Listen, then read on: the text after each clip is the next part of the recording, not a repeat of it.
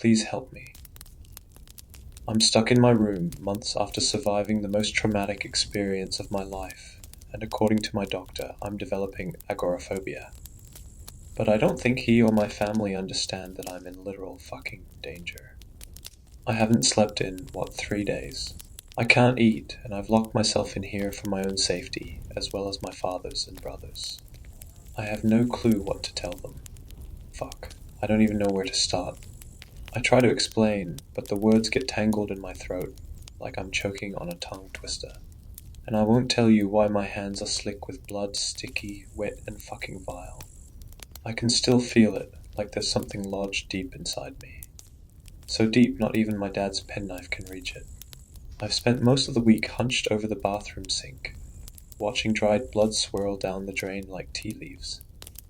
I've carved into my ear so many times the sting of the blade doesn't even register anymore. But you have to understand, if I don't get this thing out of me, they'll find me again. And this time I'm not sure I'll survive. First, let me make this clear. This isn't some attention-seeking bullshit. I know what I went through seriously fucked with my head, but like I keep telling everyone, I know they're not done with us. My doctor thinks I'm crazy, and my dad is considering sending me to a psych ward. Mom is different. She's been on the other side of my bedroom door all day, guarding me, protecting me from them. Dad says it's PTSD and maybe that's part of it, but I'm also being hunted. Maybe a psych ward is what's best for me, but they'll find me, just like they've undoubtedly found the other 4. I've never felt so helpless, so hopeless, so alone. Dad is convinced just because Grammy had schizophrenia, I must have it too. Mom told him to leave. Like I said, for his own safety. This is me screaming into the void because I have nobody else to talk to. I'm 17 years old, and back in July, my mom forced me to join a social experiment which was basically an untelevised Big Brother, but for Gen Z. I wasn't interested. Last year's summer camp had already been a disaster. A kid caught some virus. He didn't die, but he got really sick, and they said it had something to do with the lake. Luckily, I didn't swim in it. Camp was cancelled, and for months afterward I had to go in for bi-weekly checks to make sure I wasn't infected. I thought this summer would be less of a mess. But then Mom gave me an ultimatum. Either I join a summer camp or extracurricular like my brother, or she'd send me to live with Dad. For reasons I won't explain, yes, I'd rather risk contracting a disease than spend the summer with Dad. His idea of a vacation is dragging my brother and me to his office. Now that Travis and I are old enough to make our own decisions, we avoid him like the plague. The divorce just made it easier. Mom never stops. She either works, runs errands, or creates new jobs so she can stay busy. When we were younger, she was diagnosed with depression. A lot of my childhood was spent sitting on her bed, begging her to get up, or being stuck in Dad's office, playing games on his laptop. Now Mom makes up for all that lost time by being insufferable. She thought she was helping, but in reality I was being smothered. When I wasn't interested in participating in her summer plans, my mother already had a rebuttal. Looming over me, blonde wisps of hair falling in overshadowed eyes, and wrapped up like a marshmallow, Mom resembled my personal angel of death. "Just read it," she sighed, refilling my juice. The flyer looked semi-professional, if you ignored the Comic Sans. It was black and white, with a simple triangle in the center. I'll admit I was kind of intrigued. 10 teenagers, 5 boys and 5 girls, all living together in a mansion on the edge of town. It sounded like a recipe for disaster. 2 days later, we got the call. I was in. The terms raised brows. I wasn't allowed to use my real name. Instead, I had to pick from a list of traditionally feminine names, whatever that meant. Marie, Amelia, Rosa. Mom doesn't understand the meaning of no, so I found myself stuck in the passenger seat of her fancy car as she drove me to the preliminary testing center. The tests were supposed to assess our mental and physical health to make sure we were fit for the experiment. The building loomed ahead, a cold, sterile structure of mirrored glass. No welcome signs, no color, just a desolate parking lot and checkerboard windows reflecting the afternoon sun. Yeps, exactly how I wanted to spend my summer. being probed inside a dystopian hellhole. Seeing the testing center was the moment my feeble reluctance, but going along with it anyway. Because why not? Turned into full-blown panic once I caught sight of those soulless, symmetrical windows staring down at me. With my gut twisting and turning, I begged Mom to let me go to the disease-ridden summer camp instead, or better yet, let me stay inside. There was nothing wrong with rotting in bed all day. "I'm not going," I said, refusing to shift from my seat. Mom sighed impatiently, glancing at her phone. My consultation was at 1:30, and it was 1:29. "Tessa," Mom said with a sigh, "I'm not supposed to tell you this. It's against the rules.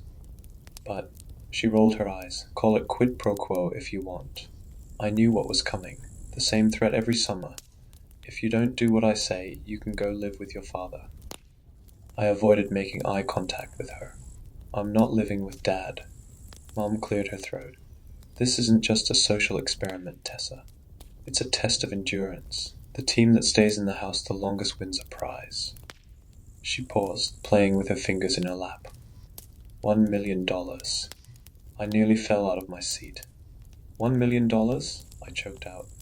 "Are you serious?" "Parents aren't supposed to tell the participants." Mom shushed me like they could hear us. "It's to avoid coercion. The experiment is supposed to be natural participation and a genuine intention to take part." Mom's lip twitched. "But I know you wouldn't participate unless there was money involved." Mom sighed. "Is this the wrong time to say you remind me of your father?" She was sneaking panicked looks at me, but I was already thinking about how $1 million would get me through college without a dime from Dad, who was using my college fund to drag me on vacations. I snapped out of it when Mom not so gently nudged me with a chuckle. "Between the 5 of you," she reminded me. "But still, it's a lot of money, Amelia." Amelia. So she was already calling me by my subject name. Totally normal. Before I knew it, I was sitting in a clinically white room with several other kids. No windows, just a single sliding glass door. There were 3 rows of plastic chairs with 4 occupied. 2 girls on my left, 2 boys on my right, all bathed in painfully bright lights. I could only see their torsos.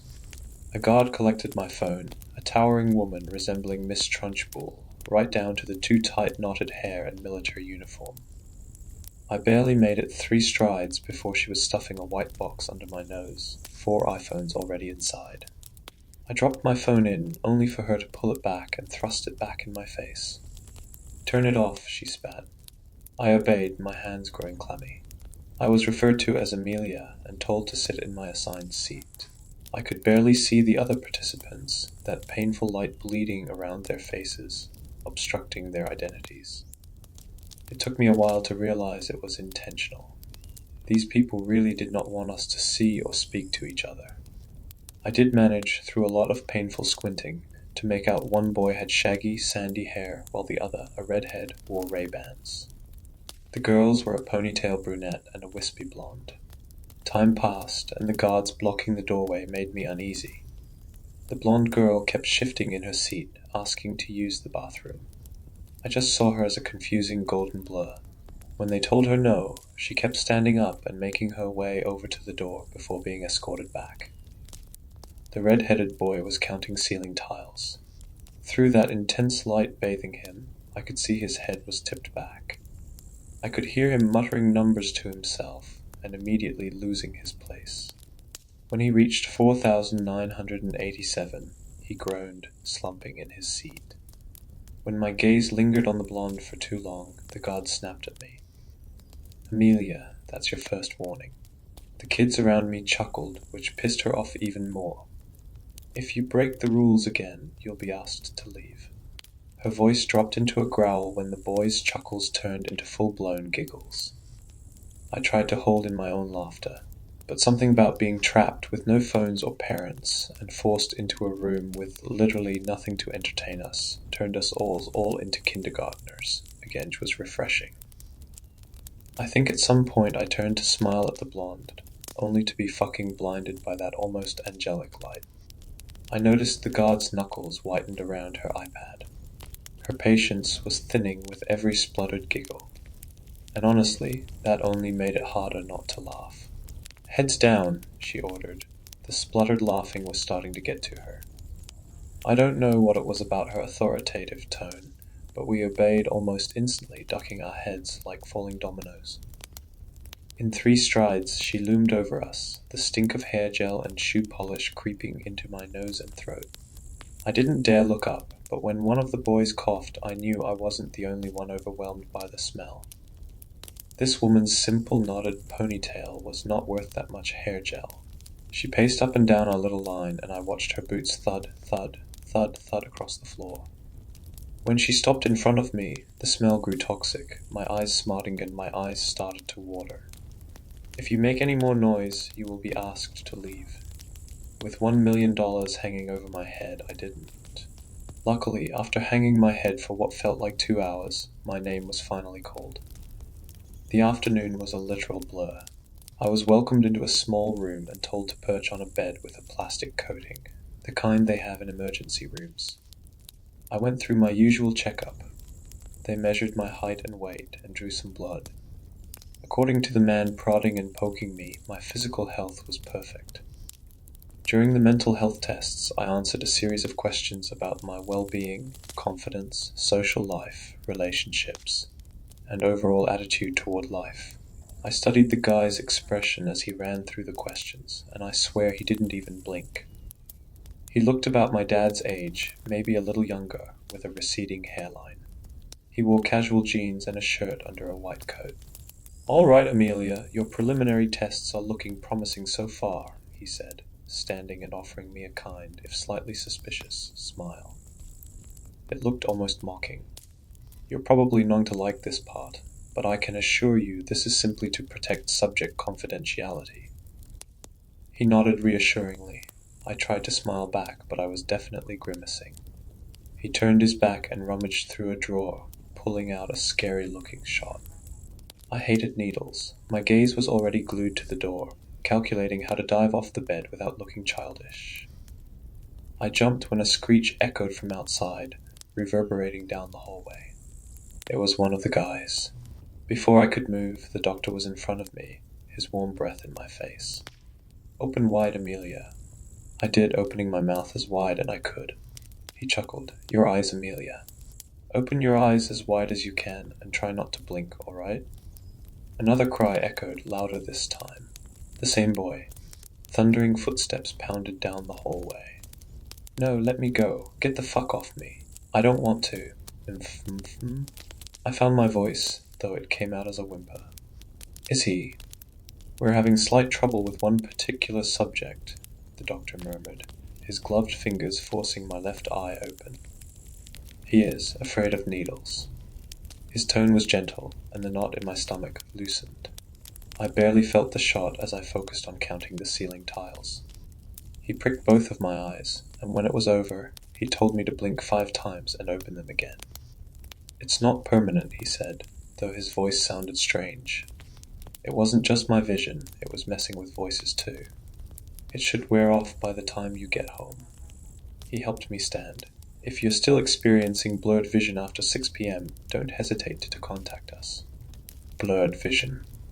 At first, I didn't understand what he was talking about until my gaze found his face, which was shrouded in an eerie white fog. I couldn't blink it away. It wasn't that I couldn't see, it was as if my ability to recognize faces had been severed, like someone had driven a pipe through my brain. After temporarily blinding me, they released me from the room. I was maybe 4 steps from the threshold when I nearly tripped over someone. No, it was more like I almost fell over them. I couldn't see faces, but I saw what looked like the shadow of a guy sitting on the floor, arms wrapped around his knees. He was wearing a hospital gown that hung off his thin frame, and his bare legs were bruised, as if he'd had too many shots. Strange. I hadn't been asked to change clothes. This kid was trembling, rocking back and forth, heavy breaths rattling his chest. I guess the tests were different for guys, probably more intense than just some mental health questions and shots in both eyes. Blinking rapidly, I tried to see through the fog, but he had no identity, just a confusing blur on the edges of my vision. He looked human, but the harder I tried to focus, the more uncanny he seemed, like a silhouette bleeding into a shadow that was almost human. And yet there was something wrong. From his sudden sharp breath, I knew he saw the same thing. I was the ghost hovering in front of him. Not wanting to break the rules, I sidestepped him, nearly tripping over my own feet. The drugs in my eyes, or whatever the fuck they were fucking with me. Did they really have to blind us to prevent us from communicating? Surely that had to be illegal. Tessa. The voice was drowned of emotion, of humanity, masking any real emotion. But I could still hear his agony, his desperation, and his joy. When bony fingers wrapped around my arm, nails digging into my skin, I froze, not just from the touch, but from his agonizing wail that followed. He was crying, but it didn't sound human, like a robot was mimicking the tears of a human being. "It is you," he whispered, his voice splintering in my mind. How did this stranger know my real name? Something ice-cold crept down my spine. Could he see me? I stepped back, his fingers slipped from my arm one by one. He swayed, and so did his foggy, incoherent face. His torso was easier to make out. The boy was skinny, almost unhealthily so, his clothes hanging off him. "Don't move," he whispered. "They're watching us." I was aware I was backing away, before he was suddenly in my face, his breath cold against my skin. Too cold. "You need to listen to me, because I'm only going to say this once." I noticed what was sticking from his wrist, a broken tube still stuck into his skin.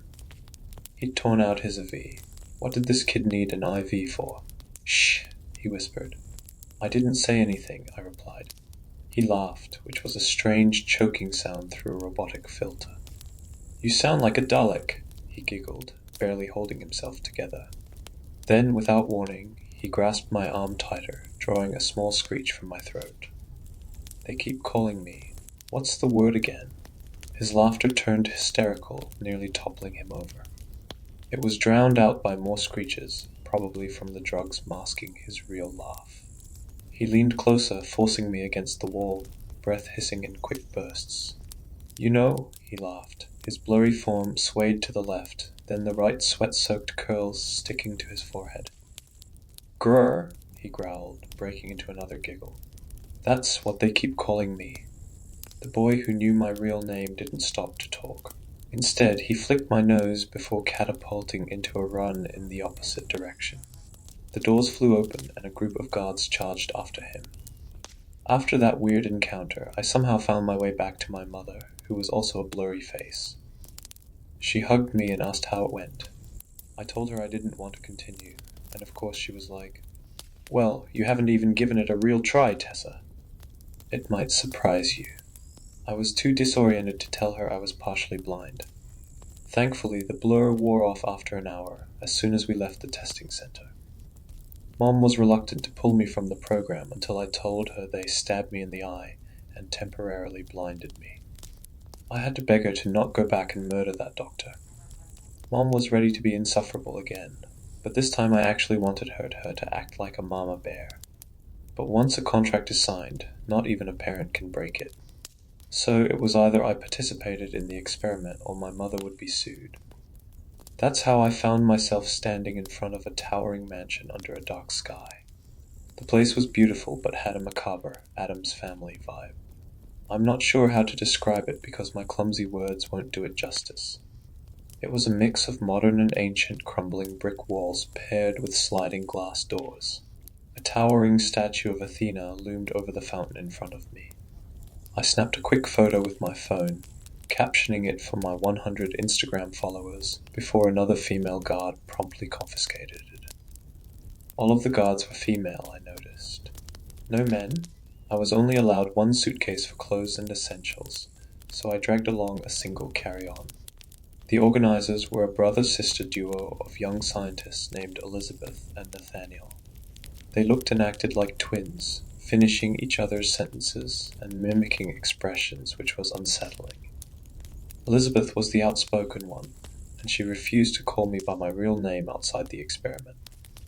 She was stern-looking, with dark hair tied into a ponytail, so tight it probably gave her headaches. Nathaniel was quieter, not really a talker. His smile never quite reached his eyes. He looked disheveled, to say the least. His white shirt was wrinkled, thick brown curls hanging in half-lidded eyes. Nathaniel reminded me of a college kid, not a scientist. I greeted them with a forced grin, well aware that I was practically being coerced into this experiment to keep my mother out of legal trouble. Elizabeth kept asking, "Are you excited?" So I played along with, "Yes. I'm so excited to be stuck in a mansion with strangers for 3 months." When the others arrived, we were separated into 2 groups, boys and girls. I wasn't a fan of immediately being divided. I recognized a couple of the kids from the testing center, which were the redhead and ponytail brunette. The redhead was the first to arrive after me, and he looked completely different from the scrawny kid I remembered. Without that obstructing light, he had freckles and wide brown eyes that flickered to me once before avoiding me.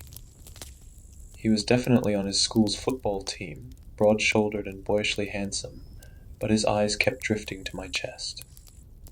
He didn't even greet me, instead shuffling over to the boys' line. I tried to start a conversation mentioning the testing center, but he just snorted and turned away, fully turning his back to me. When the girls arrived, I was comforted. Abigail, the anxious blonde, who was definitely the girl from the testing center, greeted me with a hesitant hug, instantly making her my favorite person. Esme, the ponytail brunette, was quick to pull Abigail away from the boys' prying eyes. Esme was tiny but had a big personality. The moment she stepped out of her Uber, she grinned at me and introduced herself as the future President of the United States. The last 2 girls were Rhea and Jane. Rhea was the influencer type, acting as if we should all recognize her on sight. Jane was exactly what her name suggested. Plain Jane. She wore a white collared shirt, a simple skirt, and a matching headband. I didn't fully get to know the guys that first day, but I did catch their names.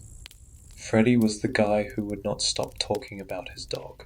The only way I can describe him is to imagine Tom Holland's Spider-Man, only with a Long Island accent. He greeted me with a grin before somehow tripping over his own feet. Then there was Adam, a quiet, laid-back guy who definitely smuggled weed in his pack. His trench coat practically screamed pretentious film student. He wouldn't shut up about wanting to show us his collection of Serbian films. Jun, a Southeast Asian kid, was the joker of the group. His magic tricks were surprisingly good, leaving us all speechless. Finally, there was Ben, who stood apart from the group, his eyes narrowed. I figured I was being paranoid, but he was definitely assessing each of us. He watched Freddy jump around like a child, and June not so subtly flirting with Abigail. This guy was definitely a sociopath, I thought. He was calculating each of us. When his penetrating gaze found mine, I averted my eyes. Then there was Mr. Ignorant, Kai. He wasn't as bad as I initially thought, though. When we headed inside, he apologized. "Sorry about earlier," he said, fidgeting with his hands. I don't know why I did that. After that little exchange, Kai became an unlikely friend. The rules were simple. Live in the house without adults for 3 months. The organizers explained that we would be monitored the entire time, and whichever group stayed inside the house, the longest would win the $1 million prize. We were allowed 1 hour of outdoor time per day, with mental and physical health specialists on standby.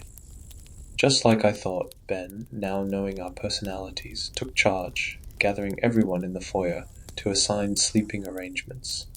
Girls upstairs, boys downstairs. The first month was surprisingly fun. All 10 of us got along, setting up house rules and a rota for cooking. With Freddy, an unlikely chef, we ate like royalty. There were friendships that blossomed, and not much flirting, which I expected. It felt more like a summer camp than a social experiment. The mansion was huge, with 10 bedrooms, 4 bathrooms, and even an indoor pool where I spent most of my time. I had my own little circle. Abigail, Kai, and me. Abigail confessed that she was an orphan, and Kai admitted he struggled with body image issues and the pressure to be perfect for his parents. Those days with the 3 of us lounging by the pool were nice. Freddy joined us sometimes, diving into the pool and immediately ruining the conversation. Our little personal heaven started to spiral when we ran out of luxury items. I vaguely remembered being told when we ran out, we ran out. It was everyone's fault. Ben kept sneaking snacks up to his room, and Freddy was stealing for him, because already, that fucking sociopath already had the poor kid wrapped around his little finger. John baked cakes that no one ate except him, with way too much frosting. Even Abigail and I held picnics by the pool with expensive cheese and chocolate, so we weren't innocent either.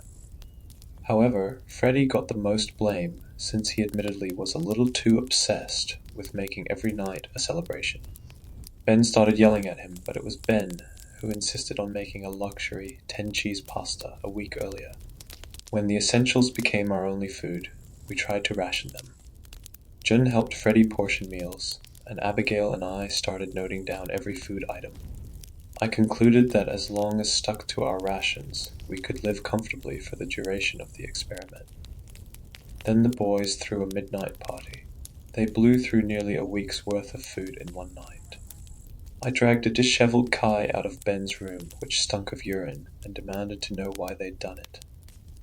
He just laughed, spit in my face, and shouted, "Who wants to mattress surf?" That was the start of the divide. Esme called a house meeting and proposed a truce with Ben, the boys' leader. We agreed to split the food equally, and Esme even drew a yellow line on the staircase, making the divide official. Boys were downstairs, and girls were upstairs. I tried to talk to Kai standing on opposite sides of the yellow line, but he just stared at me with a dead-eyed grin. He wasn't listening to me, bursting out into childish giggles when I tried to talk to him. It was like talking to a fucking toddler. When I shoved him, he snapped, "Uptight bitch." Kai's behavior became increasingly more erratic. He emptied the inside pool, how? I have no fucking idea, so I couldn't go for a swim. Then he declared it the boys' pool, and no girls were allowed. Freddy, who'd turned into this cowardly freak, became the boys' messenger. He passed me a message from Kai asking me to meet him in the foyer at 3 a.m. I actually believed it, until Esme calmly dragged me away, telling me there were 5 boys covered in war paint and armed with eggs. By the second month, everything fell apart. The boys ran out of food and started stealing ours. They became more akin to animals, aggressive and unpredictable, destroying everything in their path. They stopped showering and washing their clothes, moving in a pack formation. Freddy, who once seemed sweet, grew violent when Abigail refused to hang out with him. He screamed in her face before throwing food at her, food that we needed. Adam and Ben ruled the boys' side of the house like kings, sending Freddy running around like a pathetic fucking messenger pigeon. He was so obsessed with being accepted by the boys, this kid had become their lapdog. When I tried to pull him to our side, he started shrieking like an animal, and to my confusion, June came and dragged him away, hissing at us in warning. Esme was too kind for her own good. She offered to give them a small selection of essential food items in exchange for them stopping destroying the house. They agreed, and we gave them 6 loaves of bread, a single pack of cookies, and an 8-pack of water. They used the water to soak us in our sleep, despite having access to tap water. I wasn't expecting Kai to pay me a visit the night after their hazing ritual. He pulled me from my bed, muffling my cries, and dragged me into the downstairs bathroom. I was ready to scream bloody murder, but then I saw the slow trickling streak of red pooling down his temple. Kai held a finger to his lips, motioning for me to stay silent. He got close, far too close for comfort, backing me into the wall. His lips grazed my ear before he let out a spluttered sob. "There's something wrong with me," Kai whispered. "I keep blacking out and what I do doesn't make sense. I keep trying to apologize to you, and I don't understand what's gotten into us, but I..." He stepped back, dragging his nails down his face, stabbing them into his temple. "I can feel it," he said, his voice fracturing as he pressed harder against his temple, his lips curling into a maniacal grin. "There's something in my head, and it's right fucking there. I can't get it out of my head." Kai slammed his head into the mirror, but his expression stayed stoic. He didn't even blink. "I can't think," he whispered, tearing at his hair. "I can't fucking think straight, and I can't..." I watched his eyes seem to dilate, the edges of his lips crying out for help, slowly curl into a smirk, his arms falling by his sides. When he shoved me against the wall, The breath was ripped from my lungs. He kissed me, but it was forceful, and it hurt, the weight of his body pinning me in place. Kai's eyes were wide, his gaze locked onto my body, drool spilling from his lips and trailing down his chin. I shoved him back with a shriek, and he stumbled, blinking rapidly. I don't know why I did that. The boy broke down, trying to stifle his own hysterical sobs. With an animalistic snarl, he punched the mirror, and it shattered on impact. His breaths were heavy, spluttering on sobs. "You need to get it out." Kai grabbed a shard of glass, stabbing it into his temple. "Please," his expression crumpled. "Get it out, if I can get it right here." He stabbed the shard into his ear, blood pooling out. "I'm so close, Amelia," he sobbed, clawing at his face. "So close, so close, so close." When he stabbed the shard into his cheek and burst into hysterical giggles, I remembered how to run. I could still hear him, his cries echoing down the hallway. "Get it out, get it out, get it out." That night, after no communication from the outside world, I made sure to lock the 5 of us girls in Abigail's room. I was terrified of Kai, and as the night went on, the boys began to thunder upstairs, Wolf whistling and laughing, pounding at our door. I wasn't sure when and how I'd managed to fall asleep, only to be woken around 4 a.m. by a screeching sound, and Elizabeth's voice calmly telling us to keep our eyes shut and leave the premises. And no matter what happened, we could not open our eyes. But I didn't have to see. I could already feel it, something sticky pooling between my bare toes as we left our room.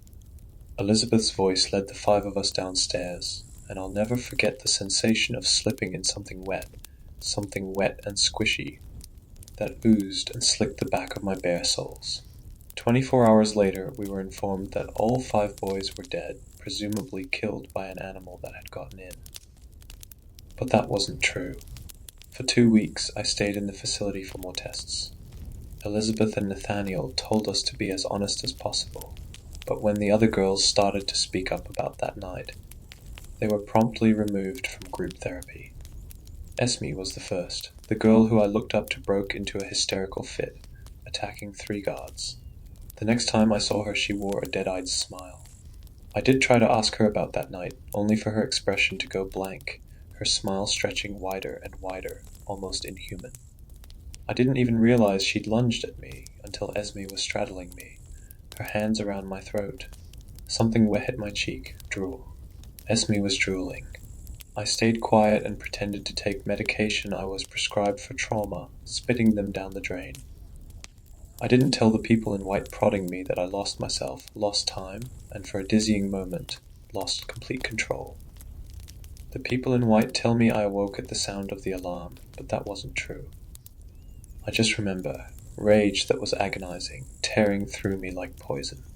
I remember awakening to animal-like screeching. I was curled up inside a sterile white room, my knees to my chest, sitting on a plastic chair. I felt perfectly clean, and yet Kai's blood was dried under my fingernails, slick on my cheeks and dripping from my lashes.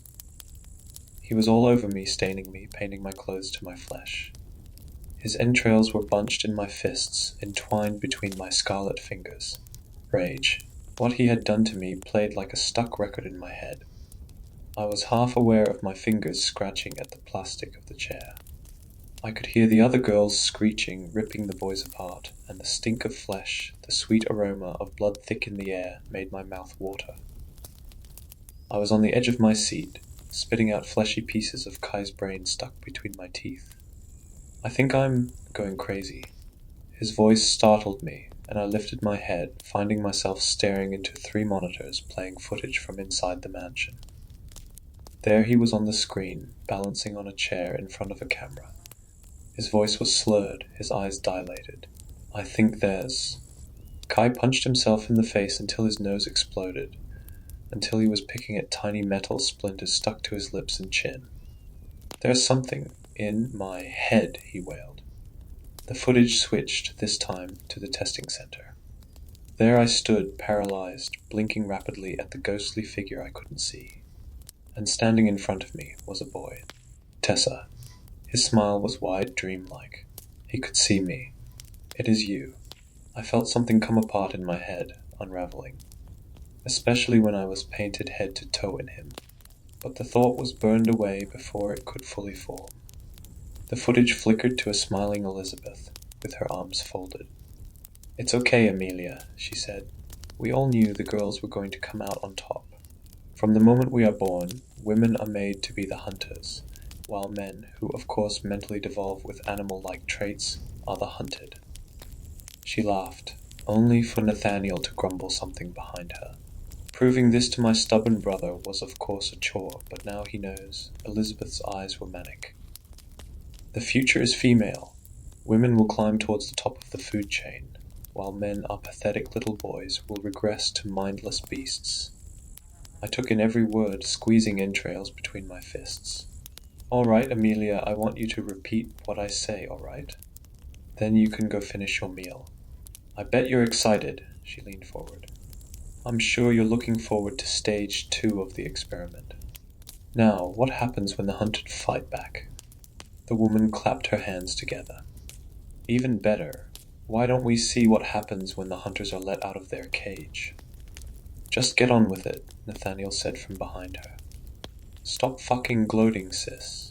I found myself mimicking Elizabeth's smile, my lips spreading wider. "It was a bear that killed the boys," she said in a sing-song voice.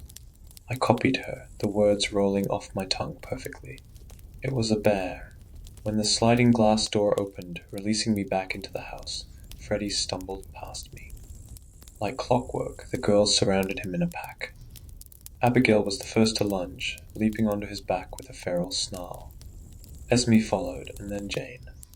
I don't remember much past that moment, but I do remember Freddie's blood sticking to my skin, ingrained and entangled inside me. Elizabeth's voice in my head said it was. Good. Pieces keep coming back to me, drenched in red. I see each of the boys that were torn apart. I see their terrified faces. And I ask myself why my brain won't let me mourn them. Instead, when I think of what was left of Ben's head caught between Esme's teeth, I only think of an unfiltered, writhing pleasure that creeps up my spine and twists in my gut, bleeding inside my brain.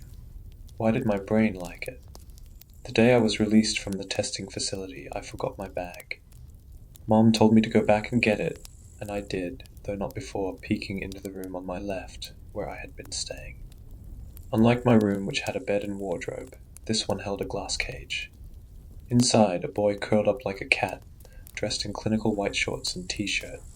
Something was stuck under his arm, just below his shirt sleeve. It looked like a needle, no doubt pumping him full of something. I took a single step over the threshold, a mistake. The instant I moved, he sensed me, diving to his feet and slamming himself headfirst into the glass. It took me a moment to fully drink this boy in. His eyes were inhuman, milky white filling his iris. There was no sparkle of awareness, all human features replaced with something feral, like I was looking at a rabid dog. When I found myself moving closer, something pulling me towards him, his lips curled back in a vicious snarl, sharp, elongated fangs, ready to rip me apart. Strangely, I wasn't scared. Instead, my body took over. In 3 strides, I stood with my face pressed against the glass. Something was familiar about him, but I couldn't put my finger on what it was. Like a version of me that was suppressed and pushed down, did remember him. The boy jumped back with a hiss, then leaned forward hesitantly to sniff the pain. Something inside me snapped, and I hissed back at him. His stink overwhelmed me suddenly, thick and raw. Threat.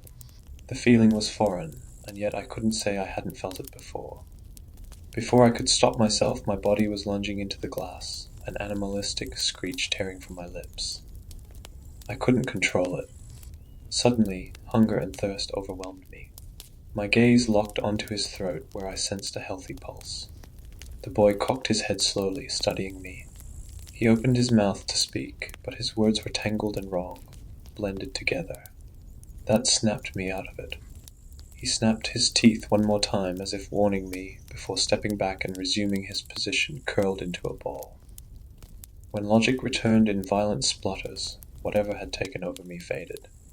Hey, I tapped on the glass and his head jerked, like an animal's ears twitching. He only offered me an annoyed snort, burying his head in his arms. I took notice of a name scrawled on the cage in permanent marker. Bear. I couldn't get him out of my mind. Kai said there was something inside his head. His erratic behavior, which led to him becoming more animal-like. Was the caged boy the final stage? I wish I could tell you things got better when I got home. But on my first night back, I ate an entire pack of raw bacon. Then I attacked my father, nearly clawing his eyes out. I almost killed my brother. So now I've locked myself in my room for their safety and my own.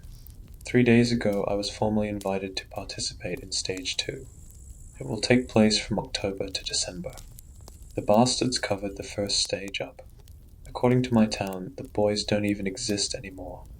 I suspect their families have been paid off, or something more nefarious. Whoever or whatever was in that cage at the testing facility is Stage 2. Mom said no. Fucking obviously. Unlike Dad, she believes something is wrong with me. After examining me herself, she refuses to involve outsiders. Mom found a tiny incision behind my ear. She told me to leave it alone and promised to get me real help before whatever it is activated. But she's as scared as I am. She won't go to work. She just sits in front of my bedroom door waiting. I've tried to copy Kai. Whatever they put inside his head, they put inside mine too. But no matter how many times I force the blade of Dad's penknife into the back of my ear, I can't find anything. Still, I know something is there.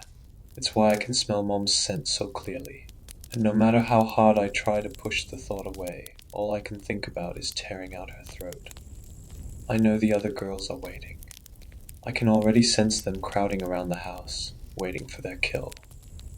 Mom is right behind the door with a baseball bat. We've been talking. I told her to kill me the second I stopped responding to her voice. She's not going to let anything or anyone hurt me. But I'm terrified she's going to have to use her weapon on me. Or one of my girls. Because I don't think I'm her daughter anymore. I don't think I'm fucking human anymore.